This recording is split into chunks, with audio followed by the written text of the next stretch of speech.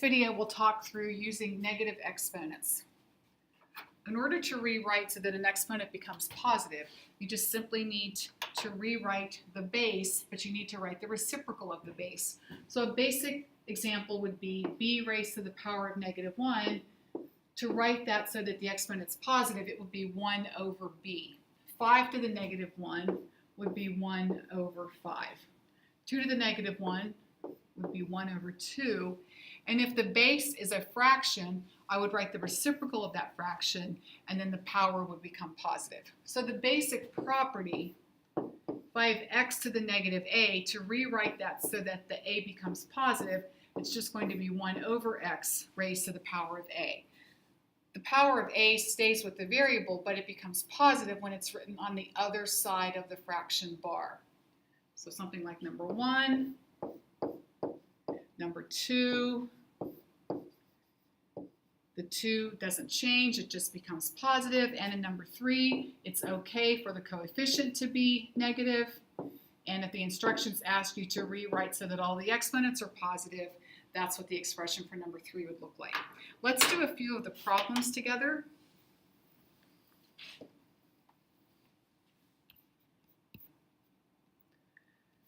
Let's see, let's do something like number 8. Okay, so in number 8, what I would do, I would take the expression inside parentheses and I would rewrite it so that it's in the denominator of the fraction. The expression, the way it's presented, is raised to the power of -2. The 2 would now become positive because I'm writing it in the denominator of the fraction. And now I'm going to apply the red exponent, and I'm going to end up with 1 over 64 p raised to the power of 10. Let's look at number 9 together. I will apply the same logic to number 9. I'll rewrite that base. And now I'm going to make the 3 positive. It still stays 3, it's just positive 3. Since I've written it in the denominator, I'm writing the reciprocal of the base. Now I'm going to apply the third power, and my simplified answer looks like this. So that's a basic example of the property. Let's look at a few more. Let's look at 10 and 11. Okay, here's number 10. So before I get started on number 10, I'm going to clean up what's inside parentheses, meaning I'm going to rewrite what's inside parentheses so that all of its exponents are positive. Then I'll group everything inside the parenthesis that's raised to the power of -4. Now, in order for me to make the 4 positive, I'm going to take the base and I'm going to write the reciprocal. I'm going to flip it. So I'm going to put s cubed on top, 3r on bottom, and I'm going to raise that to the power of +4. And now I will apply the power to that expression. That gives me s12. 3 to the 4th is actually 81.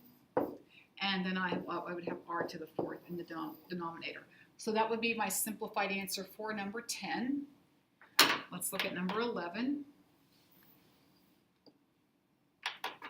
Number 11, I will apply the same logic, 6x5, and I'll take what's inside the parentheses and express it like this. And then I'm raising everything to the power of -2. In order to make the 2 positive, I'm going to take what's inside parentheses and I'm going to flip it, write the reciprocal. And now I'm going to apply the power of +2 to each expression. And then the cleaned up expression would look like this. Y to the 8th on top, 64, x to the 10th. That would be my simplified answer for number 11. And let's look at something like number 13. So in number 13, there are so many ways to do this. You could rewrite it so that, well, let's see, let's just go ahead and clean it up all in one, I guess.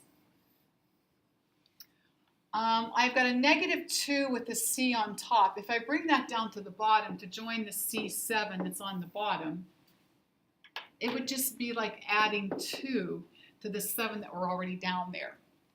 because C and C, it's the same base. And then the second expression, if I let these two trade places, I'm going to have d squared on top and d to the first on bottom. That's just rewriting both of those so that their exponents become positive. And then it's easy to see 2 d's on top and 1 on bottom. This would clean up to look like this. 1 d remaining on top and 9 c's on the bottom.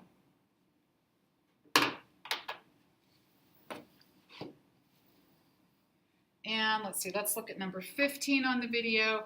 Taking care of the coefficient piece, we're going to have a -5.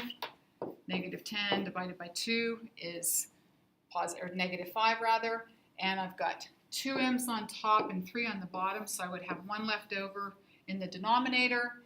And the n that's sitting in the denominator has a power of -5 on it. I already have 1 n on top, and let me change this to red. So in order to rewrite this so that it becomes positive, I'm just going to add 5 to the n's that were sitting on top. I already had 1 n up here. That's what the blue one stands for. And then my simplified answer for this would look like -5 n to the power of 6, and then my denominator would just simply be m. Let's look at number 14. Let's see, 14 divided by 7 is 2. And then I've got a w. I've got w to the 4th. And then I'll go ahead and do the same thing. If I think of the w to the -2, if I think of this -2, if I write it in red ink, in order to make it positive, I'm just going to bring it up to join the 4 that were already on top. So my simplified answer would be 2w raised to the power of 6 all over 1. And then something like number 12 is a very simple quotient rule. You can have top power minus bottom power if you wanted to invoke the rule. That would give you h to the -3, and then you would go one more step and present it like that. Or to expand it, 2 h's on top, 5 on the bottom, and then dividing out what's common. Dividing away, leaving behind a 1, you have 3 h's left over, and you end up in the same place.